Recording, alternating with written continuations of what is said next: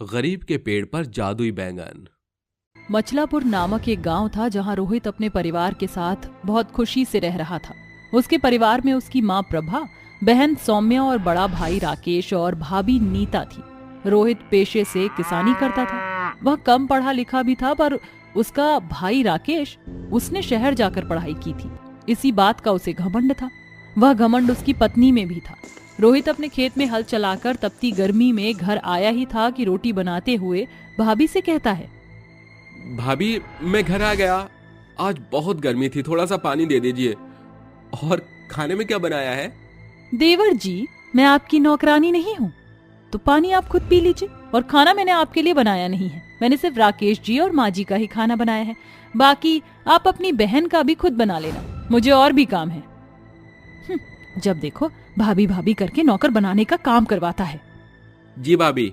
थका हारा खेत से घर आकर रोहित पानी पीकर खुद चूल्हे पर टेढ़ी मेढ़ी रोटी बनाता है तो उसकी बहन कहती है, अरे भैया, आप ये क्या कर रहे हो?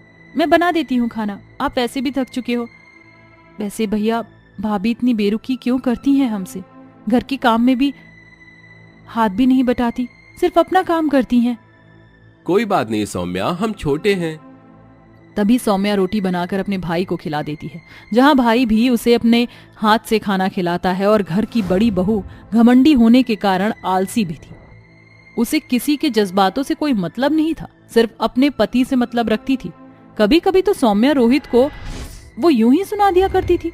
साथ ही घर में पैसों की बहुत कमी थी। जहां बड़ा बेटा अच्छा पैसा कमाता था और किसी को भी नहीं देता था, पर छोटा बेटा अपने खेत में जो भी उगाता उसे बेचकर अपनी माँ बहन का खर्चा चलाता था। पर एक दिन उसके खेत की सब्जी के पेड़ पौधे सब खराब हो गए, यहाँ तक कि पसंदीदा बैगन भी। ये देखकर रोहित अपनी माँ की गोद में सर रखकर कहता है, माँ, मैंने इतनी मेहनत करी थी, इसके बावजूद मेरे खेत में सारी फसल बर्बाद हो गई। अब मेरे पास पैसे भी नहीं है, क्या होगा? चिंता मत कर बेटा, तेरा बड़े भाई पैसे वाला है, उससे पैसे मांग ले और खेत में दोबारा खेती कर, क्या पता कुछ अच्छा हो जाए। मुझे नहीं लगता कि बड़े भैया पैसे देंगे, पर एक बार कहकर जरूर देखूंगा। आखिर सौम्या की शादी का खर्चा भी तो मेरे कंधों पर है, क्योंकि भाई ने पहले ही इनकार कर दिया। ये बोलकर रोहित अपने बड़े भाई राकेश के पास जाकर पैसे मांगता है। तभी वह तेवर दिखाकर कहता है, क्या बोला तुमने? मैं तुम्हें तुम्हारे खेत में उन पेड़ पौधों के लिए पैसे दूं? बिल्कुल नहीं। देखा, अगर आज तुम मेरी तरह पढ़ लेता तो गवार नहीं होता। खैर, मैं किसी को एक फूटी कौड़ी नहीं दूंगा, और मैं यहाँ रहूंगा भी नहीं अब तुम जैसे गंवार लोगों के साथ। मैं और मेरी पत्नी शहर में रहकर शहर के तौर तरीके से जिएंगे। भैया, आप जा रहे हैं? आप जानते हैं माँ की तबीयत बिगड़ी हुई है। फिर भी मुझे कुछ नहीं पता, सब तुम ही करो, मैं तो चला।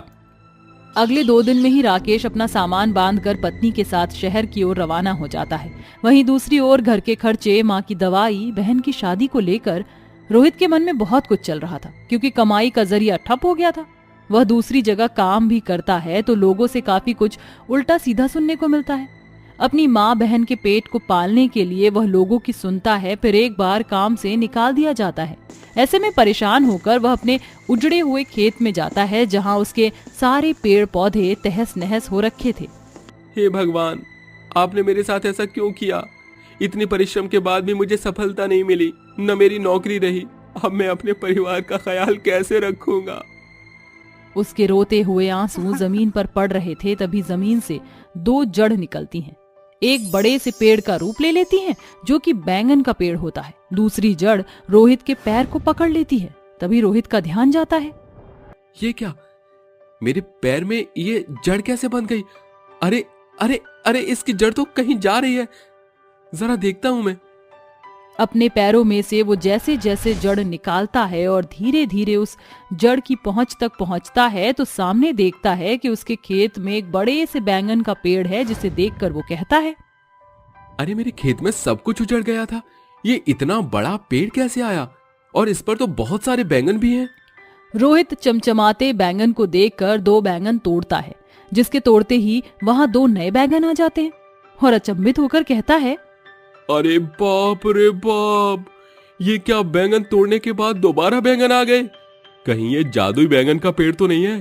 तभी जादुई बैंगन पेड़ खुशी से झूम कर कहता है, तुमने बिल्कुल ठीक पहचाना, मैं एक जादुई बैंगन का पेड़ हूँ। तुम इतने हताश परेशान थे कि तुम्हारे आंसुओं से मैं पिघल गया और मेरी जड़ जमीन से निकलकर एक बड़े जादुई बैंगन के पेड़ में तब्दील हो गई। अब तुम जितने मर्जी चाहो इस बैंगन को तोड़ सकते हो, ये कभी खत्म नहीं होंगे, न खराब होंगे। इन्हें बेचकर तुम अपने घर की सारी स्थिति ठीक कर सकते हो। अरे सच में?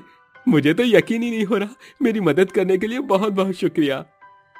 फिर रोहित जादुई बैंगन को तोड़कर अपने गमछे में रखता है। तभी पेड़ पर और बैंगन आ जाते हैं। जादुई बैंगन पेड़ का शुक्रिया अदा करके वो घर पर बैंगन ले जाता है। ये देखकर माँ और बहन कहती हैं, भैया इतने सारे बैंगन कहाँ से लाए? तुम पर तो पैसे नहीं थे। हाँ बेटा, बताना, अभी तक तो तेरे हाथ खाली थे, अचानक कैसे भर गए? माँ ये समझ लो भगवान ने हमारी सुन ली। मेरे खेत में जादुई बैंगन का पेड़ उगा है, जिससे अब हम अच्छी जिंदगी काटेंगे। सौम्या, तुम बैंगन का भरता और बैंगन के पकौड़े चाय के साथ बना दो। उसके बाद मैं मंडी में बैंगन का इतना सस्ता दूंगा कि पूरे बाजार में कोई बेच नहीं रहा होगा। इससे सभी लोग मेरे बैंगन खरीदेंगे। अरे वाह बेटा, ये तो बहुत अच्छी तरकीब है। कुछ ही देर बाद तीनों मिलकर बैंगन के पकौड़े का नाश्ता करते हैं। उसके बाद रोहित मंडी में ढेर सारे बैंगन लेकर बेचने के लिए निकल जाता है।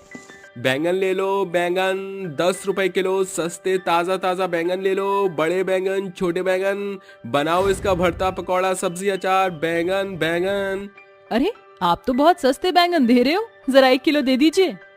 क्या इतने सस्ते बैंगन? मुझे तो 2 किलो दे दीजिए भाई साहब। ये लीजिए आपके बैंगन। कुछ ही देर में एक एक करके रोहित के सारे बैंगन खत्म हो जाते हैं। वह दोबारा से जादुई पेड़ से बैंगन तोड़कर लाता है और मंडी में बेचता है। सस्ते के कारण फिर से बैंगन खत्म करके वह अपने घर लौट आता है, जहां उसकी पहली कमाई बहुत ज्यादा होती है। इससे तीनों खुश हो जाते हैं। इसी तरह रोहित जादुई बैंगन पेड़ की मदद से रोज बैंगन बेचता है, जिससे उसे काफी मुनाफा होता है। 6 महीने बाद पैसे इकट्ठे करके वह अपनी बहन की शादी एक अच्छे घर में करा देता है। वहीं दूसरी ओर अपनी माँ का इलाज भी करवा देता है, जिसके बाद उसकी माँ स्वस्थ हो जाती है। तभी प्रभा कहती है, बेटा तूने अपने भाई के जितना पढ़ा लिखा ना होने के बाद भी इतनी परिश्रम और सफलता प्राप्त की है। मैं बहुत खुश हूँ और अपनी बहन की शादी भी कर दी। मैं भी ठीक हूँ। तू अपने ऊपर भी ध्यान दे, मैं भी अपनी बहू पर हुक्म चलाऊं। बड़ी बहू बेटों ने तो वो रूप दिखाया जो मैं कभी सोच भी नहीं सकती थी। क्या बोलूं माँ, आप ही कोई अच्छी सी लड़की देख लो जिससे मैं शादी कर सकूं। ठीक है बेटा।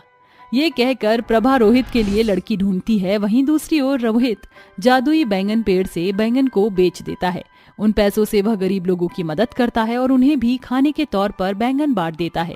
वह किसी को भी अपने घर से खाली हाथ नहीं भेजता था। शुभ मुहूर्त देखकर प्रभा अपने बेटे रोहित की शादी सुप्रिया नाम की सुशील लड़की से करा देती है, जिसके बाद सुप्रिया घर की सारी जिम्मेदारी संभालती है और रोहित एक अच्छा खासा व्यापारी बनकर खुशी खुशी रहता है। धामू बाजार में ठेले पर सब्जियां बेच रहा होता है।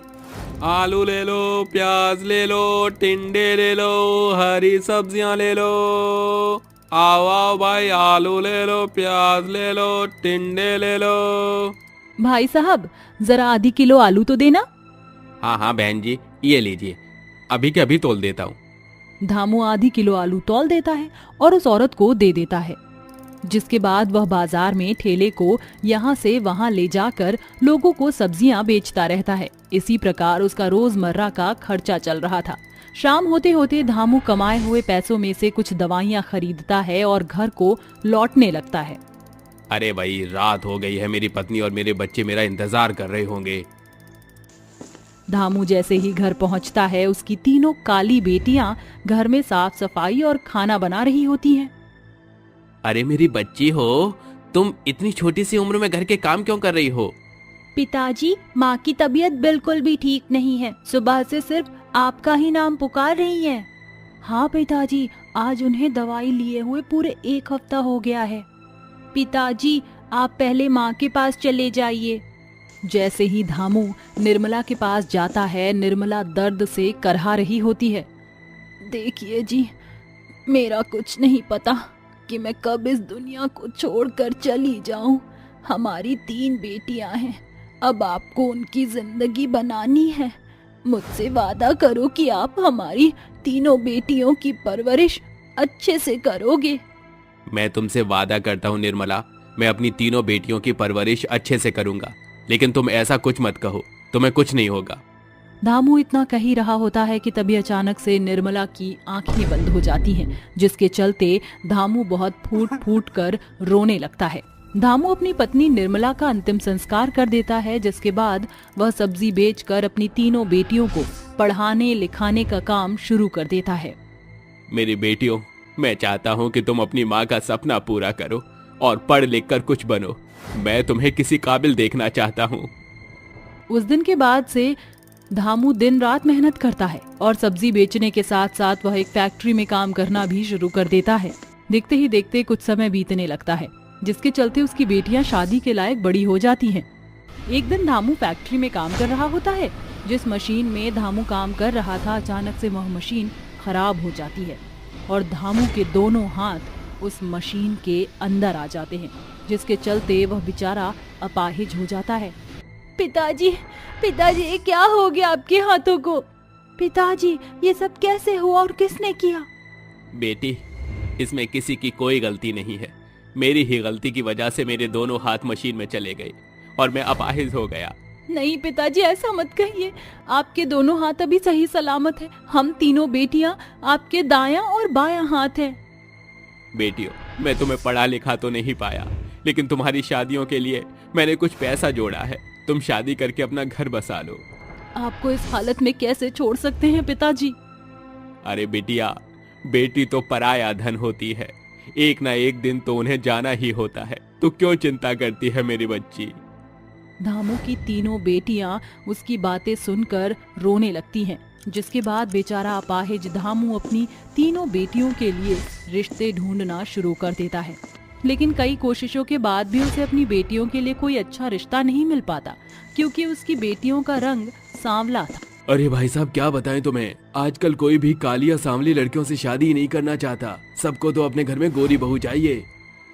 जैसे पंडित जी, मैं अपनी तीनों बेटियों की शादी अच्छे घर में करना चाहता हूँ। उसके चलते मुझे जितना दहेज देना होगा मैं वो भी दे दूंगा। अच्छा, ऐसी बात है। तो फिर ये देखो, ये 3 लड़के तीनों भाई हैं और अच्छे घर से हैं। तीनों खुद की कंपनी चला रहे हैं। धामू को वह तीनों लड़के पसंद आ जाते हैं। पंडित जी, मुझे रिश्ता मंजूर है। जितनी जल्दी हो सके इन लड़कों से मेरी तीनों बेटियों की शादी की बातचीत आगे बढ़ाओ। लेकिन याद रहे, दहेज में पूरा 5 तोला सोना और घर का सारा सामान और तीनों दामादों को गाड़ियां देनी होगी। धामू दहेज के लिए तैयार हो जाता है, जिसके बाद वह उन तीनों लड़कों से अपनी तीनों बेटियों की शादी कर देता है। शादी के बाद जब वह तीनों अपने ससुराल में आती हैं, तो घर पर आए हुए मेहमान उन्हें देखकर कहते हैं, अरे जरा देखो तो सही, विमला की बहू कितने सांवले रंगत और काले चेहरे वाली है। हाँ बहन, तुम सही कहती हो। ऊंची दुकान, बेके पकवान। जितने ये अमीर हैं उतनी ही इनकी बहू काली है। तभी वहाँ विमला आ जाती है। मैं बहुत देर से सोच रही थी कि पूरी पार्टी में ऐसे लोग कहाँ चले गए जो अपने मनोरंजन के लिए लोगों का मजाक उड़ाते हैं। देखा, मैंने तुम्हें ढूंढ लिया। तो मेरी बहुओं का मजाक उड़ाकर तुम्हें कैसा लगा? हमने तो वही कहा जो सच है। अच्छा, ऐसी बात है तो फिर तुम काली क्यों हो? अरे काला होना कोई पाप नहीं है। ये तो ऊपर वाले ने ही 2 रंग बनाए हैं और मुझे तो मेरी बहू बहुत सुंदर लगती है। विमला की बात के आगे कोई कुछ नहीं कह पाता। वहीं विमला की तीनों बहू ये सब सुनकर बहुत खुश होती हैं। लेकिन शादी के बाद सभी फंक्शन के बाद विमला अपनी बहुओं से कहती है, देखो, इस घर के कुछ कायदे और कानून हैं। हमारे घर की बहू बाहर नहीं जाती। जो चाहिए उसे इस घर में ही मिल जाएगा। बाकी के नियम धीरे धीरे सीख जाओगी। ये कहकर वो वहाँ से चली जाती है। अरे, मुझे तो लगा था कि हमारी सास बहुत अच्छी हैं, लेकिन ये तो बहुत सख्त हैं। लेकिन हम तीनों को अपनी माँ का और अपने पिता का सपना भी तो पूरा करना है, और उसके लिए हमें पढ़ाई के साथ साथ बाहर भी जाना होगा। ये सब कैसे होगा? तीनों बहनों को अपनी माँ का सपना पूरा करना था, जिसके चलते वो अपने ही घर में छुप छुप कर पढ़ाई शुरू कर देती हैं। जब रात के समय घर के सभी सदस्य सो जाते हैं, तब तीनों बहनें अपनी किताब निकाल कर पढ़ाई शुरू कर देती हैं। देखते ही देखते वह तीनों बहनें पढ़ाई करके कुछ न कुछ बन जाती हैं। निशा डॉक्टर की पढ़ाई पूरी कर लेती है, आयशा वकील की और राधा कलेक्टर की। जिसके बाद वह तीनों अपने पिता के पास जाती हैं। पिताजी, देखो, मैं वकील बन गई और मैं कलेक्टर बन गई। देखो पिताजी, मैं भी डॉक्टर बन गई। आपका सपना हम तीनों बहनों ने पूरा कर दिया। आज तो सच में तुम तीनों ने मिलकर मेरा नाम रोशन कर दिया। तुम्हारी माँ यह देखकर बहुत खुश हुई होगी। तभी वहां अचानक से विमला अपनी कुछ बिगड़ैल सहेलियों को लेकर पहुंच जाती है, जिसे देखकर निशा, आयशा और राधा तीनों बहुत डर जाती हैं। माफ कर दीजिए माँ जी, हम अपने पिताजी का सपना पूरा करना चाहते थे, इसलिए हमने पढ़ाई की। अरे बहू, तुम क्यों माफी मांग रही हो? माफी मांगने के लिए तो मैं इन्हें लेकर आई हूँ। ये वही औरतें हैं जिन्होंने ये कहा था कि मेरी सावली बहू किसी लायक और किसी काबिल नहीं। तो देख लिया तुम सबने कि रंग और रूप कुछ मायने नहीं रखता। असल जिंदगी में इंसान की समझदारी और उसकी अच्छाई ही मायने रखती है। हाँ विमला, तुम सही कहती हो, हमें माफ कर दो। हमें तुम्हारी बहुओं के बारे में ऐसा नहीं कहना चाहिए था। विमला अपनी तीनों बहुओं को गले से लगा लेती है और उन्हें फक्र से अपने घर वापस लेकर जाती है, जिसके बाद वह सभी एक साथ खुशी खुशी रहने लगते हैं।